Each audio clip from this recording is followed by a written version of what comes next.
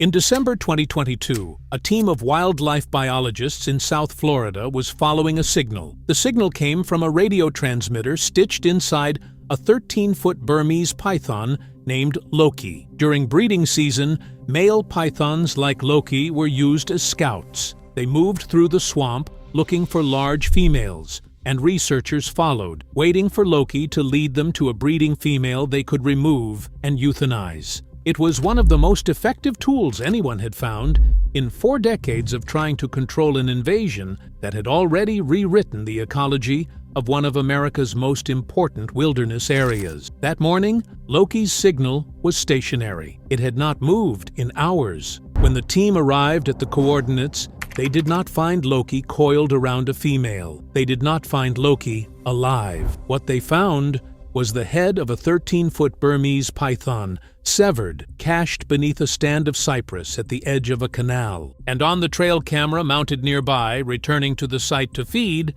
was a bobcat. A Florida bobcat, weighing somewhere around 25 pounds, had in all likelihood just killed and eaten a 52-pound snake that had no natural predators in this ecosystem. Ian Bartoshek, the lead researcher from the Conservancy of Southwest Florida, reviewed the footage and wrote a single line in his field notes. Score 1 for the home team. What happened after that was not a clean victory. It was not a reversal. It was not the beginning of the end of the python crisis. What it was, and what every piece of research accumulating around it suggests, is stranger and more significant than any of those things. It was evidence that something in the Everglades is beginning to change, that the ecosystem, after 4 decades of being systematically eaten alive, is learning to push back. And to understand why that matters, and how uncertain it still is, you need to understand what this landscape looked like before the snakes arrived, and what it costs in biological terms when an apex predator with no enemies moves into a place where nothing has learned to fear it. 30 years ago, the Everglades was a different world. Driving the park roads at night, you encountered animals constantly. Raccoons in the verge grass, opossums crossing the asphalt slowly, the way animals move in places where they have not yet learned to be afraid. White-tailed deer at the tree line, marsh rabbits in the shallows. The Everglades was one of the most biodiverse subtropical wetland systems in the Western Hemisphere, a 1.5 million acre wilderness running down the southern third of Florida, home to hundreds of bird and fish species, and a mammal population that had evolved over millions of years in the complete absence of any large constricting predator. That absence was the critical fact. It was what made everything that followed possible. Burmese pythons are native to Southeast Asia. They can grow beyond 18 feet and exceed 200 pounds. They are ambush hunters, patient and almost perfectly camouflaged, capable of remaining motionless for days in shallow water or leaf litter while waiting for prey. They survive months between meals and detect heat with sensory pits along their jaw. In their native range, they exist within an ecosystem that has spent millions of years calibrating itself around them. Predators take their hatchling, competitors limit their spread. The system holds. In South Florida, none of those checks existed. The first pythons were almost certainly released pets, arriving in the Everglades sporadically through the 1980s as the exotic animal trade boomed in Miami, and owners discovered that a snake capable of reaching 20 feet was not a practical household pet. The releases were scattered at first, too infrequent to establish a breeding population. But on August 24, 1992, Hurricane Andrew made landfall south of Miami as a Category 5 storm and demolished, among many other structures, a python breeding facility near the Everglades. The snakes entered the swamp in numbers that individual pet releases never could have produced. They slithered into the sawgrass and vanished. By 1995, biologists documented hatchlings near the southern tip of the park. The snakes were breeding. By 2000, the population was established. By 2003, it was exploding. The data that came back from those years still stops researchers cold. Scientists from the U.S. Geological Survey drove nearly 57,000 kilometers of Everglades roads over 8 years, counting animals on 313 separate nights. Before the python proliferation, raccoons were encountered roughly every 35 kilometers. After it, raccoon sightings had declined by 99.3%, opossums 98.9%, bobcats 87.5%, marsh rabbits and cottontail rabbits were not encountered at all. Not rarely, not occasionally, not at all. The foxes were gone too. In the southernmost regions of the park, where pythons had been established longest, the survey data looked like the aftermath of something so complete there was no longer a word for it, short of local extinction. An entire mammal community, millions of years in the making, functionally erased within a single generation by a predator from the other side of the planet. The mechanism was not complicated, which was part of what made it so devastating. A Burmese python lies still in water or vegetation and waits. The animals of the Everglades had no evasive instinct coded into them for an ambush constrictor because nothing in their evolutionary history had required it. The python did not need to hunt. It needed only to wait. A single large female lays up to 100 eggs per season. With no natural predation on adults and more prey than they could exhaust, the population did not just grow, it compounded. Current estimates of the python population in South Florida range between 30,000 and 300,000 individuals. The range is that wide because the snakes are nearly impossible to count. Expert searchers in areas of known python density estimate they may be finding fewer than 1% of the animals actually present. Every year, the known boundary of their range pushes further across Everglades National Park, Big Cypress National Preserve, and the water conservation areas stretching north toward Lake Okeechobee. A population this large, this cryptic, and this reproductive had, for 4 decades,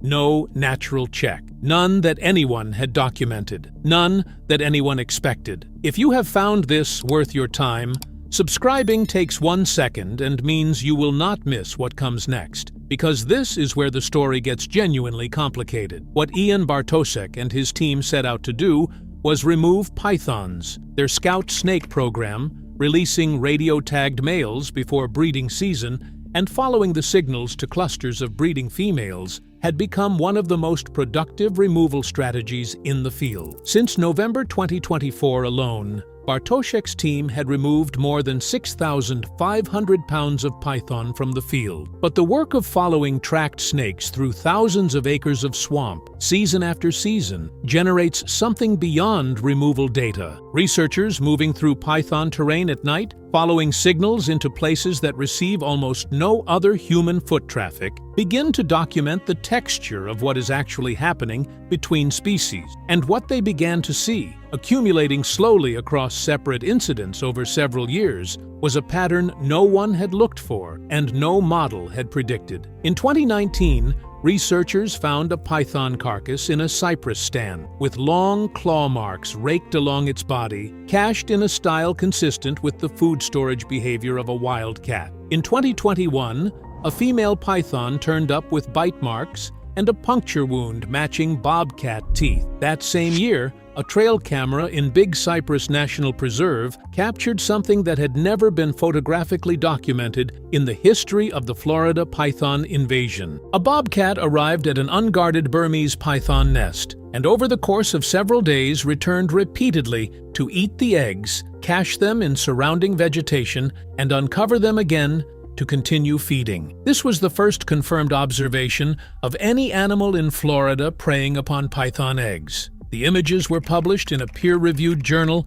by a U.S. Geological Survey team in 2022. Then came Loki. December 2022, a 13-foot snake, almost certainly killed by a 25-pound cat, found in pieces beneath a cypress. The trail camera caught the bobcat returning to the site twice. It knew where the kill was. It came back to finish it. Bartosek looked at all of it and said something that Florida wildlife researchers had not had much occasion to say. There is a bit of a pattern emerging. The ecosystem is fighting back. The question is what that actually means in ecological terms. The 2023 USGS study titled Natives Bite Back examined 19 deaths of juvenile Burmese pythons tracked by radio telemetry in Big Cypress National Preserve between May 2021 and February 2022. It found at least 4 native species implicated in those deaths: 3 Florida cottonmouths,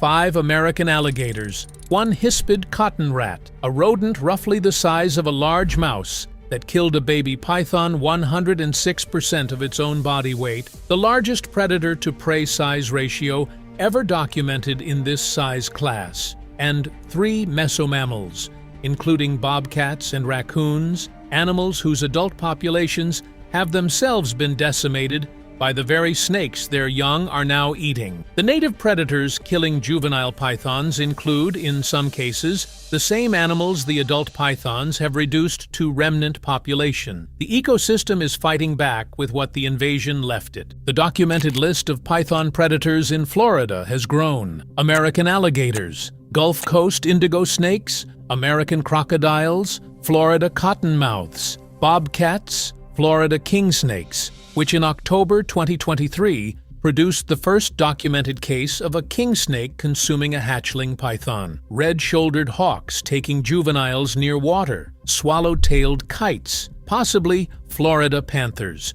which compete with adult pythons for white-tailed deer, possibly black bears, with at least 1 documented case of a bear ripping open an adult python in what appeared to be a defensive encounter. In their home ecosystem in Southeast Asia, pythons face predation pressure across their entire lives from Bengal monitor lizards and large eagles. In Florida, that pressure is beginning to arrive. It is arriving decades late, into a landscape that has already paid the price of its absence. The critical distinction is between juveniles and adults. A newly hatched Burmese python is roughly 60 centimeters long and weighs a few hundred grams. In this form, it is prey for a wide range of native species. Cottonmouths take them, alligators take them, king snakes and indigo snakes take them, raptors take them. Juvenile pythons are being incorporated into native diets with increasing frequency, and researchers believe that rate is growing as native animals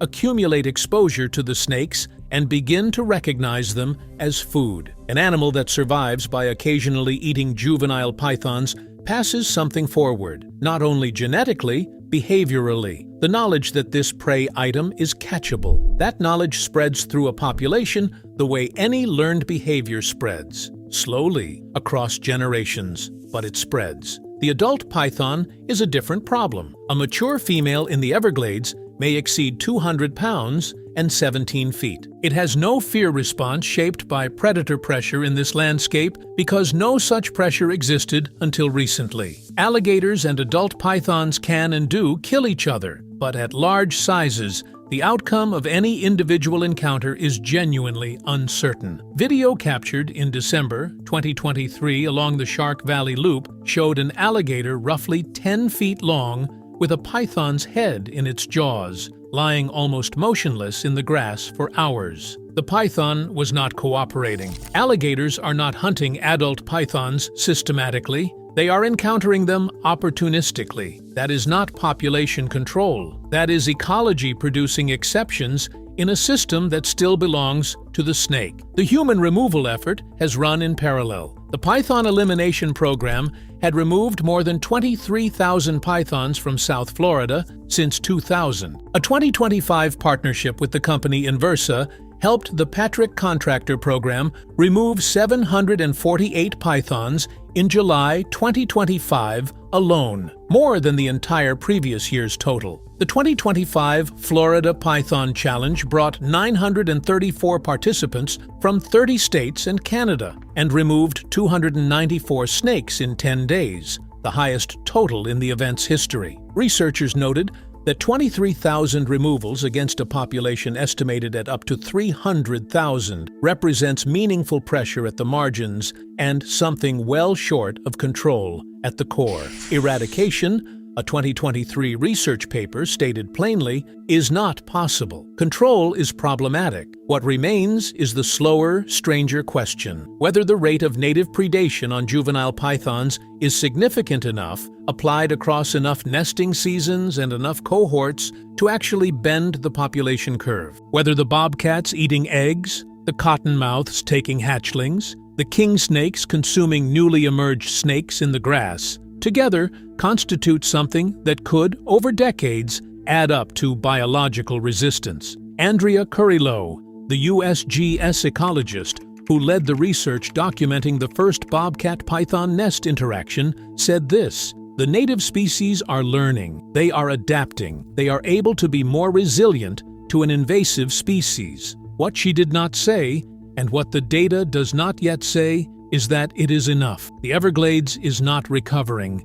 The raccoons are not back. The marsh rabbits that once crossed the roads at night are not crossing them now. What the data says is that something is beginning, a process with no clear endpoint. A response from a system that does not know it is responding." Return to the cypress stand near Naples. The trail camera has been running for days.